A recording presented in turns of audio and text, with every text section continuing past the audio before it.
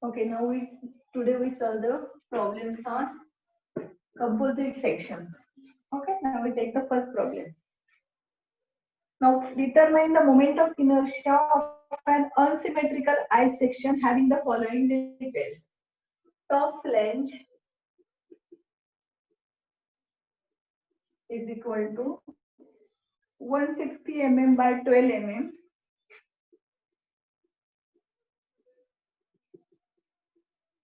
Then bottom flange is equal to 240 mm by 12 mm.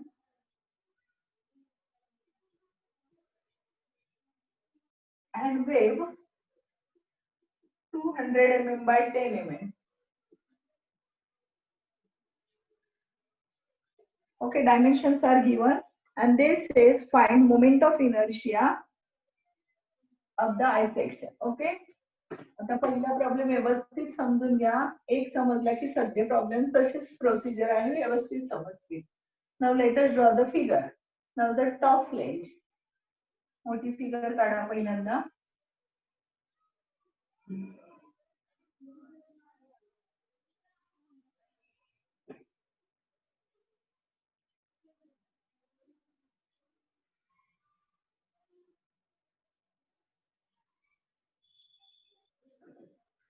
Okay. Now the top flange. This part is called as the top flange. The dimensions are given 160 mm by 12 mm. Now the bottom flange is 240 mm by 12 mm. So this one is your 240 mm. This one is your 12 mm. Now weight is 200 by 10. So this one is your 200 mm. And this one is your 10 mm.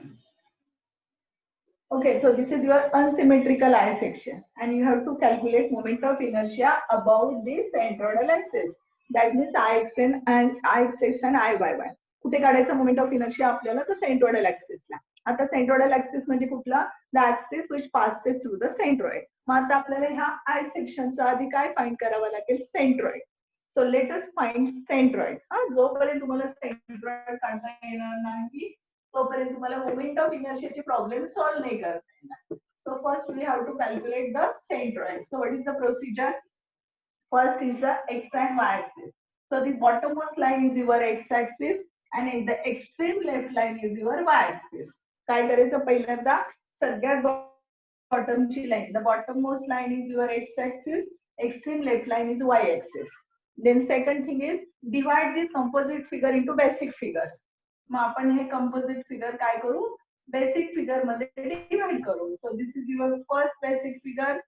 First rectangle, this one is your second rectangle, this one is your third rectangle. This is the second step. Now the third step is calculate the area of each figure. Now we calculate area of first rectangle, A1, the area is B into D, 240 by 12. 240 by 12 mm. Then A2, area of the second rectangle. So this one is 200 by 10. Then A3, area of the third rectangle, that is 160 by 12 mm. 12 mm. So this one is 240 into 10. That is 2880 mm square. This one is your 2000 mm square. And this one is your 160 by 12, that is 1920 mm square. काय काय पहिल्यांदा x आणि y axis. x axis कोणता? तर सगळ्यात बॉटमची ती line असेल, that is bottommost line your x axis and the extreme left line your y axis, so that the whole figure should be in your first quadrant. The second, divide the composite figure into basic figures. So we have here three rectangles, 1 2 3. You can give the number as 1 2 3 also from top also. Then third one is calculate the individual area. Area of rectangle 1, area of rectangle 2 and area of rectangle 3. Then the fourth step. Now locate the centroid of each figure separately. मग रेक्टँगलचा centroid कुठे असतो तर intersection of the diagonal. So this one is your G1. So what is this dimension? हे किती असतं? कुठे असतो रेक्टँगलचा centroid? B/2 D/2. मग हे 240 असेल तर हे किती असणार आहे? 120 mm. आणि दिस डिस्टन्स हे किती असणार आहे तुमचं? हे जर असेल 12 तर D/2 म्हणजे 6 mm. Similarly, we calculate the centroid for the second rectangle. Again the same thing. Intersection of the diagonal G2. मग हे डिस्टन्स किती असणार आहे तुमचं? D/2.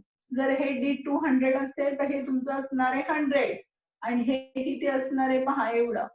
हे असणार आहे तुमचं, हे जर 10 असेल तर हे असेल तुमचं 5 mm. Similarly, we calculate now centroid of the third rectangle. तिसऱ्या रेक्टँगलचं. So this one is your G3. हे डिस्टन्स किती असणार आहे? B/2 म्हणजे 80 160/2. आणि हे तुमचं असणार आहे 6 mm. काय केलं आपण? We locate the centroid of each figure separately. B/2 D/2. Okay. So now we find x1, x2, x3, x bar, y1, y2, y3, y1. Okay. Now we find x1, x2 and x3. आता हे x1, x2, x3 means what? These are the horizontal distances कुठून from y-axis up to the respective centroid. म्हणजे ह्या y-axis पासून पहिल्या centroid पर्यंत हे distance म्हणजे तुमचं x1 किती आहे? 120. So we write here 120. Now x2 means what? Again the distance from y-axis to the second centroid. हे तुमचं डिस्टन्स म्हणजे तुमचा x2 आहे. हे किती डिस्टन्स आहे? Again same 120.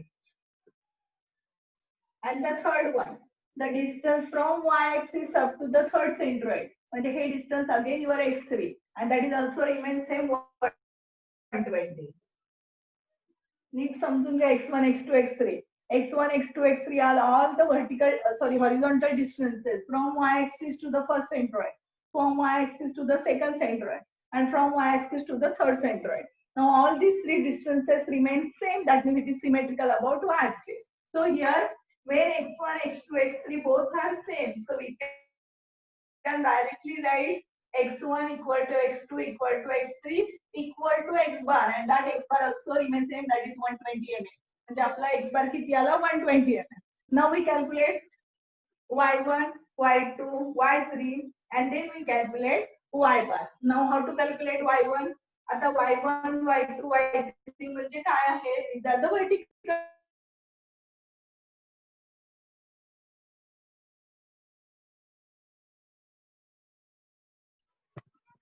ओके. नाव कुठून घ्यायचे हे व्हर्टिकल डिस्टन्सेस? आता हे घ्यायचे एक्स ऍक्सिस पासून कुठपर्यंत घ्यायचे? त्याच्या रिस्पेक्टिव्ह सेंट्रॉइड पर्यंत. म्हणजे एक्स ऍक्सिस पासून first centroid, this one is your y1. किती आहे हे डिस्टन्स? हे जर आपलं 12 असेल, दिस डिस्टन्स नाव D/2 that is 6. So y1 is 6. y2 is what? Again the distance from X axis कुठपर्यंत? द सेकंड सेंट्रॉइड पर्यंत up to here. So this one is your y2. So now what is the distance? आता हे distance नीट बघून घ्या. Now this distance is 100 plus this distance is 12. So what is y2? 100 plus 12. 100 and this plus 12. That is 112 mm. हे y2 समजून घ्या. y2 is the distance from x-axis up to the second centroid. हे vertical distance. So this distance is 100 plus we add this 12. So this 112. Now we go for the third y3. आता y3 म्हणजे कुठून कुठपर्यंत? The distance from x-axis to the third centroid. म्हणजे ह्या तिसऱ्या centroid पर्यंतचा distance हे total that is your y3. म्हणजे ते कसं घेणार आता? These 12 plus this 200 plus this 6. So what I write here? This 12 plus 200 and this plus 6. So this 218 mm. Or you can take directly this 12, 24. 224 minus 6, that is 280. Here 12 plus here 200 plus here 6. So this distance is nothing but y3. Now what is the formula for y bar? A1 y1 plus A2 y2 plus A3 y3 divided by A1 plus A2 plus A3. So we now put all the values. A1 is 2880 multiplied by Y1 is 6 plus A2 is 2000 divided by Y2 is 112 plus A3 is 1920 multiplied by Y3 is 218 divided by A1 plus A2 plus A3. That means 2880 plus 2000 plus 1920. That is A3. So after calculating, Y bar is किती मिळालं आपल्याला Y bar. So let us check the Y bar value. It is 90. It is 97 from the bottom. This is 97 from the bottom. म्हणजे Y bar मिळाला 27. This part is from mechanics. हा सगळा part कशातला झाला आपला मेकॅनिक्सचा. Last year we have solved all this problems. पण हे झाल्याशिवाय आपल्याला पुढे मोमेंट ऑफ इनर्शियाचे कॅल्क्युलेशन करता येत नाही. So x bar Y bar is very important. मग आपण आता एक्स बार आणि वाय बार काढून घेतला. एक्स बार आला आपला 120 आणि वाय बार आला 97. आता हे सगळे डायमेन्शन्स आपल्याला लागणार आहे. आता मी हे कुठेतरी लिहून ठेवते. ओके, हे A1 A2 A3 आता हे तुमच्या लक्षात मेरा I write. So I write here. मी इथे लिहून ठेवते so that we can use this. हे A1 A2 A3 राहू दे. आता मी इथे x1 x2 remains same. So I write here y1 is your 6 और वी कॅन से हिअर लिहिलेलंच आहे आपण मध्ये. Okay, y1 is 6, y2 is 200, y2 112 and y3 is 280 and y bar is our 97. X bar is our 120 mm. आता ह्या value आपण आपल्या figure मध्ये टाकून घेऊया. Okay,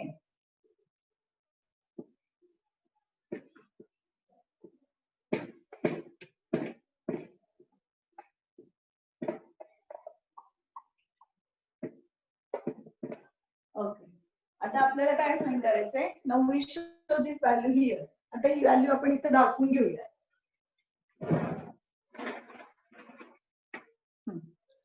Now I show here. Now this is symmetrical. This is symmetrical about y-axis. So here I draw y-axis. Now we have to draw x bar. Y bar 97.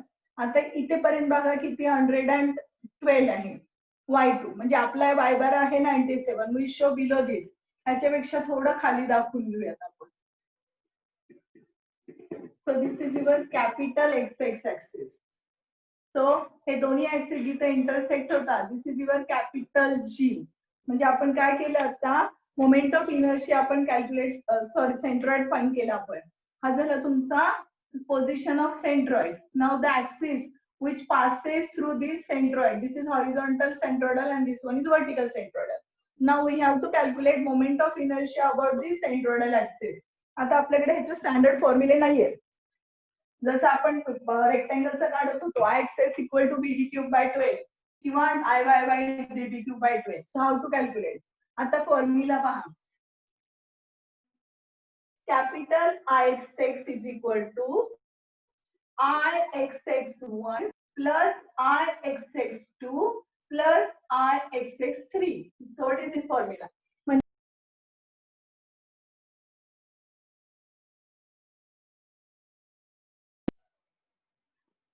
आता तुमचा हा पहिला रेक्टँगल आहे. आता याचा moment of inertia about this horizontal centroidal axis काय आहे आपल्याला माहितीये. IG1 म्हणजे त्या बीडी क्यूब बाय 12. पण आपल्याला हा हवाय इथं हवाय. म्हणजे आपल्याला by using parallel axis theorem we transfer this moment of inertia of this first rectangle to this main centroidal axis by using parallel axis theorem. म्हणजेच काय येईल तुमचं पहा. I x one is equal to IG1 plus AH2. म्हणजे काय केलं आपण इथला मोमेंट ऑफ इनर्शिया आपल्याला माहितीये या रेक्टँगलचा किती आहे बीडी क्यूब बाय 12. तो आपण कुठे ट्रान्सफर करतोय या मेन सेंट्रोइडल ऍक्सिसला. कसा by using parallel axis theorem. Similarly, हा जो आहे, this is your second moment of inertia. कुणाचा? तर ह्या सेकंड रेक्टँगलचा IG2 हा आपल्याला माहिती आहे. आपण हा कुठं ट्रान्सफर करूया? इथं मेन सेंट्रोइडल ऍक्सिसला. आपण इथला इथं ट्रान्सफर केला. हा x1 हा सेकंड रेक्टँगलचा इथं ट्रान्सफर करूया IX2. आणि तिसरा the moment of inertia about the third rectangle that is IG3 हा आपल्याला माहिती आहे BD3/12. This also we transfer from here to main centroidal axis by using parallel axis theorem. म्हणजे आपल्याला ह्या ऍक्सिसला तीन मोमेंट ऑफ इनर्शिया मिळत आहेत. IX1, IX2 and this one is your IX3. So total moment of inertia is IX1 plus IX2 plus IX3. So IX1 म्हणजे काय? We transfer the moment of inertia of this rectangle from here to main centroidal axis by using parallel axis theorem. So what is your parallel axis theorem? IG plus AH square. आता IG म्हणजे पाहायचं आता हा कशाला parallel आहे? हॉरिझॉन्टलला. मग आता याचा फॉर्म्युला काय आहे रेक्टँगलचा? तर BD3/12 plus area of this rectangle 1. आपण हे 1 लिहितोय. So all these dimensions we use for the first rectangle only. That is B into D. And what about H? H म्हणजे आता पहा कुठल्या दोन ऍक्सिस मधलं डिस्टन्स. आपण मेन आपली ही ऍक्सिस आहे जिथे आपल्याला काढायचंय आणि हा ऍक्सिस म्हणजे ह्या दोन ऍक्सिस मधलं distance that is your H. मग आता ते डिस्टन्स कसं येईल बघा. इथून ते इथपर्यंत आपल्याला माहितीये y बार आहे. This distance is nothing but y bar. हे जे अख्खं डिस्टन्स आहे हे आपल्याला माहितीये y बार दॅट इज 97. आणि हे इथून इतकं डिस्टन्स आहे हे आपल्याला माहिती y1. So this y bar minus y1. y bar minus y1 bracket square. This is nothing but h. हे नीट समजून घ्या कसं आलंय. इथून या मेन सेंट्रोइडल ऍक्सिस पर्यंत हाईट y बार आणि हे एवढं म्हणजे y1 आपल्याला माहितीये. आपल्याला कुठलं हवंय? तर ह्या दोन ऍक्सिस मधलं डिस्टन्स हवंय. ह्या दोन ऍक्सिस मधलं डिस्टन्स कसं काढणार? तर हे y bar minus y1. So let us put the values. आता व्हॅल्यू पुट करूया आपण. IX1 is equal to now B म्हणजे याची विड्थ कुणाची? फर्स्ट रेक्टँगलची. So this is equal to 240.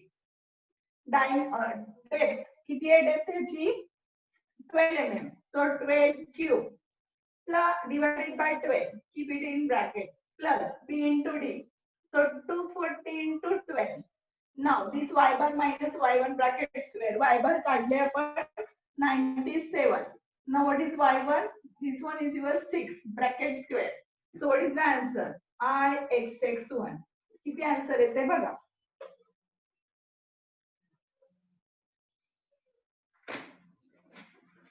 Okay, the answer is answer is 23883840 mm raised to 4. Now you can keep this answer as it is. तुम्ही हा असा answer ठेवलं तरी चालेल किंवा 2.388 into 10 raised to 7 असं आन्सर लिहिलं तरी चालणार आहे. की as it is or you can convert into 10 raised to form. आता हे झालं IX1. Now we calculate IX2. आता IX2 म्हणजे काय बघा. हा moment of inertia about this second rectangle आपल्याला माहितीये IG2 म्हणजे किती? BD3/12. पण आपल्याला तो कुठे ट्रान्सफर करायचा आहे? या मेन सेंट्रोइडल ऍक्सिसला XX. Now how to transfer? Again by using same parallel axis theorem. That is IG2 plus AH square. आता IG2 म्हणजे काय? Moment of inertia of this second rectangle about horizontal centroidal axis. म्हणजे formula काय? BD3/12 plus area B into D. आता H important. आता H म्हणजे कुठले दोन ऍक्सिस बघा. दिस मेन सेंट्रोइडल ऍक्सिस XX हा आणि ह्या X2 मधून आपण हा जो IG2 ऍक्सिस आहे इथून हा ट्रान्सफर करतोय. म्हणजे तुम्हाला हा H हवाय. मग आता ही डिस्टन्स कसं काढणार बघा. आता इथून बॉटम पासून ह्या सेकंड सेंट्रोइड पर्यंत हे माहिती आपल्याला. दिस इज Y2. आणि इथून इथपर्यंत हे माहितीये y bar. So y2 minus y bar. So I can write here y bar minus y2 bracket square. y2 minus y bar लिहिलं तर answer will remain minus. Minus square केला की plus y2 y bar minus y2. त्यामुळे लक्षात ठेवण्यासाठी सोपं. Ix1 काढताना y bar minus y1 bracket square. Ix2 काढताना y bar minus y2 bracket square. तुम्ही जेव्हा Ix3 काढताल तेव्हा येईल y bar minus y3. Now we put the values. आता व्हॅल्यू पुट करू. All these dimensions now. आता हे सगळे डायमेन्शन कशाचे येतील तर तुमच्या सेकंड रेक्टँगलचे येतील. आताचा बी किती आहे बघा, वेट 10 mm आहे. So b is 10. तुम्ही जर बी च्या ठिकाणी डी ची व्हॅल्यू पुट केली तर कॅल्क्युलेशन विल गेट रॉंग. मग आता हा डी किती घ्यायचा, आता या सेकंड रेक्टँगलचा डी आहे 200. So 200 cube divided by 12 plus b into d. Now y bar minus y2. Y bar आहे 97. y2 आहे आपला 112 bracket square. Though this answer is minus, पण आपण याचा स्क्वेअर करणार आहे, so it again become plus. So now Ix2 किती answer येते बघूया. So Ix2 is 7116666.67 mm raised to 4. Again हे तुम्ही आन्सर असंच ठेवलं तरी चालेल किंवा 7.11 into 10 raised to 6 असं आन्सर लिहिलं तरीही चालेल. So this is your Ix2. Now we calculate Ixx3. आता मी हे Ixx3 कुठे लिहू? Okay, I write here. Now I write Ixx3 here. You can, it is visible or not. Okay, I write it at the top.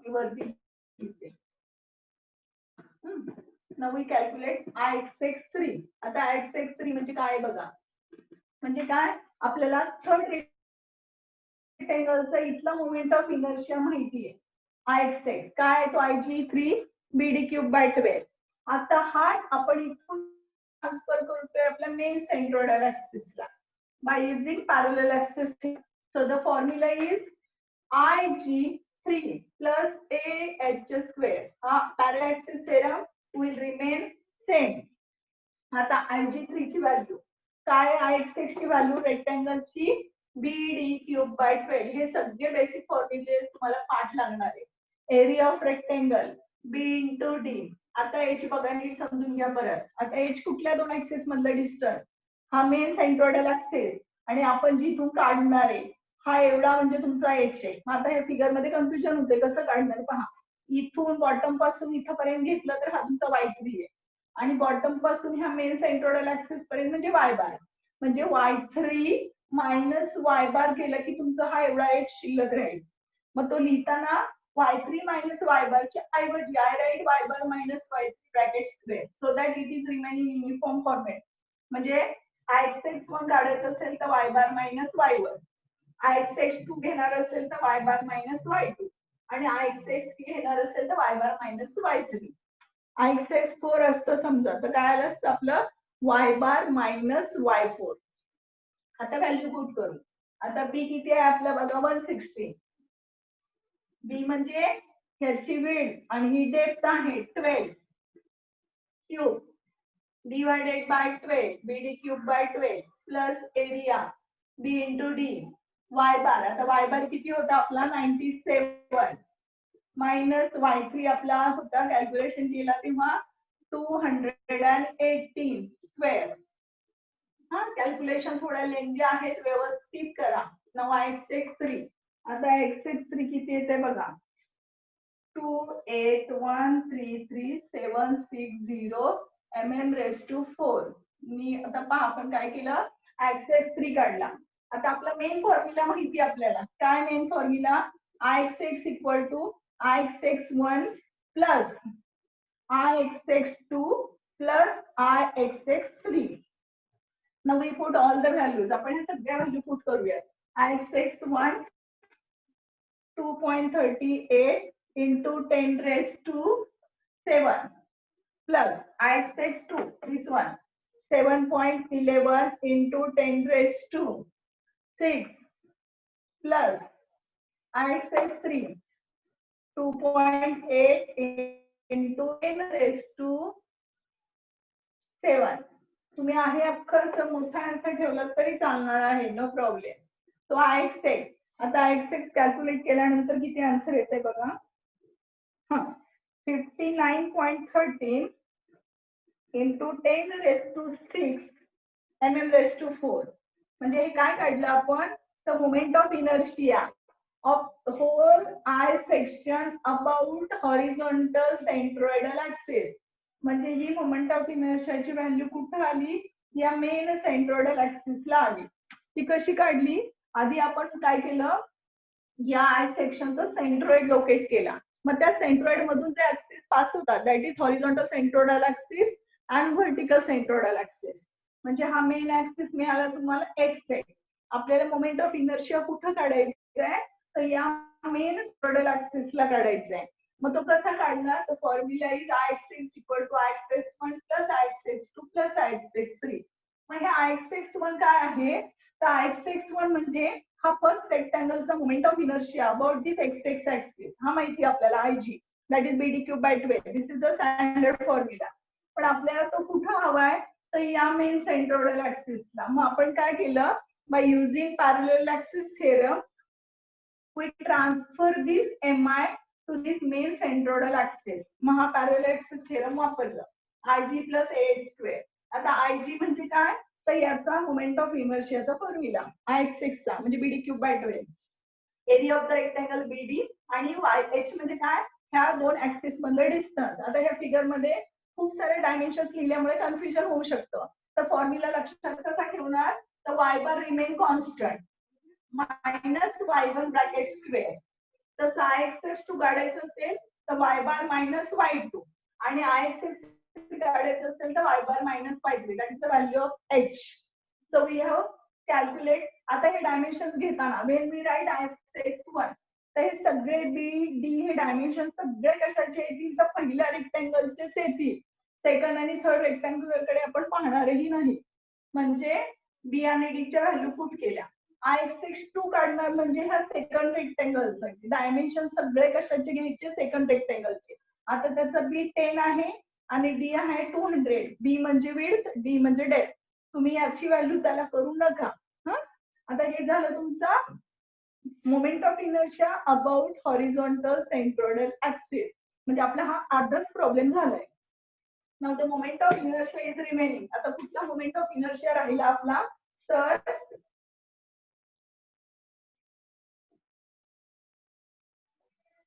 So next is remaining आपलं राहिलं आता IYY.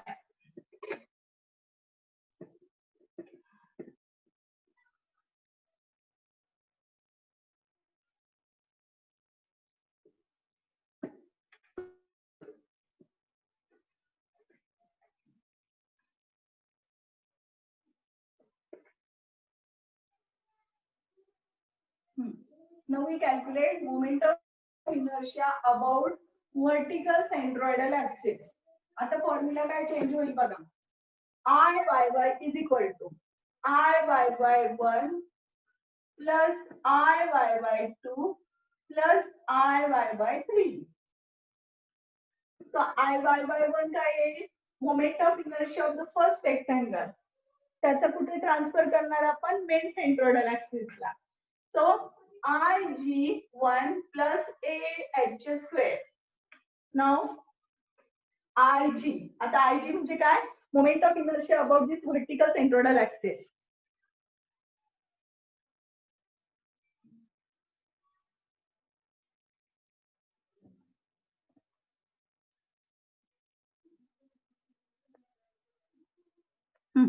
Now this IG म्हणजे काय, moment of inertia about this vertical centroidal axis. आता formula काय रेक्टँगलचा about Y axis, तर DD3/12 plus area BD. आता H काय येईल बघा, मग X1 काढताना काय केलं आपण, Y बार मायनस Y1. आता इथं बरोबर उलट घ्यायचं, म्हणजे इथे X bar minus X1 bracket square. When there is X, here Y.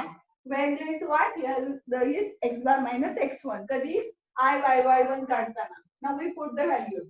आता पूर्ण I/Y/1 काढतोय म्हणजे हे सगळे डायमेन्शन्स कशाची घ्यायचे आता पहिल्या रेक्टँगलचे. So I/Y/1 dB³ by 12. D किती आहे 12. B आहे 240 cube by 12 plus area 12 into 240. आता x bar minus x1. आता नीट पहा. आपला x1 120 होता, x2 पण 120, x3 पण 120 आणि x bar पण 120. So 120 minus 120 bracket square. So काय झालं 0. 0 ने याला मल्टिप्लाय केलं की 0. So what is the answer for this I/Y/1? आता हे कशामुळे 0 आलं? Because हे काय आहे symmetrical about y axis. Now we calculate this. Answer is 1.38. Okay, we write full value. 138240000. So I/Y/1 is equal to 1.38 into 10 raised to 7 mm raised to 4. हा आला तुमचा I/Y/1. Now let us calculate I/Y/2. म्हणजे कुणाचा तर second रेक्टँगलचा. आता again same formula IG2 plus AH square म्हणजे parallel axis theorem वापरून formula काय येणार परत same DB³ by 12 area B into D. आता H काय येणार बघा Y/2 ला x बार मायनस x2 ब्रॅकेट स्क्वेअर. आता परत सेम x बार आणि x2 सेम आहेत 120 मायनस 120 म्हणजे 0. 0 ने ह्याला मल्टिप्लाय केलं की काय येईल 0. हे कुठल्या प्रॉब्लेम्सला येऊ शकतं तर आय सेक्शनला येऊ शकेल. बरोबर आहे ना. का तर हे काय आहे वाय ऍक्सिसला सिमेट्रिकल आहे. जे जे फिगर्स वाय ऍक्सिसला सिमेट्रिकल येतील त्याला हे सगळे काय येणार 0. आता हे सगळ्या व्हॅल्यू कशाच्या असणार सेकंड रेक्टँगलच्या. तो 200 बी आहे 10 cube by 12. So what is the value of I/Y/2? किती येते बघूया. 16,666.67 mm raised to 4. So हे झालं तुमचं I/Y/2. Now let us calculate I/Y/3. Again same IG3 plus AH square. आता IG म्हणजे काय वर्टिकल थर्ड रेक्टँगलचा moment of inertia about y axis म्हणजे काय DB³ by 12 area B into D. आता H काय येणार बघा इथं काय घेतलं x बार मायनस x1 I/Y/1 ला I/Y/2 ला x बार मायनस x2 आणि I/Y/3 ला x बार मायनस x3. आता पुन्हा सेम x बार आणि x3 सेम आहे. So this one is 0. 0 into 0 0. आता ह्याच्या व्हॅल्यू टाकू. आता D किती आहे बघा सेकंड रेक्टँगलला 12. B किती आहे 160 क्यूब डिवायडेड बाय 12. सो किती व्हॅल्यू येते I/Y/3 ची 49,6000 mm raised to 4. So we calculate all the values. आपण सगळ्याची व्हॅल्यू काढल्या. आता इथे पुट करू त्या सगळ्या value. I/Y/1 1.38 into 10 raised to 7. I/Y/2 16.67 into 10 raised to 3 plus I/Y/3 40.96 into 10 raised to 5. मग हे जर कॅल्क्युलेट केलं तुम्ही तर तुमचं टोटल I/Y मिळेल तुम्हाला 17.93 into 10 raised to 6 mm raised to 4. म्हणजे पहा आपण काय केलं मोमेंट ऑफ इनर्शिया कॅल्क्युलेट केला कुठे about vertical centroidal axis I/Y. So this is the problem for 4 marks. इथं काय केलं आपण मोमेंट ऑफ इनर्शिया कॅल्क्युलेट केला about the centroidal axis that is x and y. So this is the bigger one. आता एकही problem exam मध्ये विचारतात. Okay. So in next lecture we solve the different composite sections, T section, channel section, etc. Okay. Thank you. याची practice करा थोडी घरी. एकदा सगळे कॅल्क्युलेशन्स करून बघा व्यवस्थित.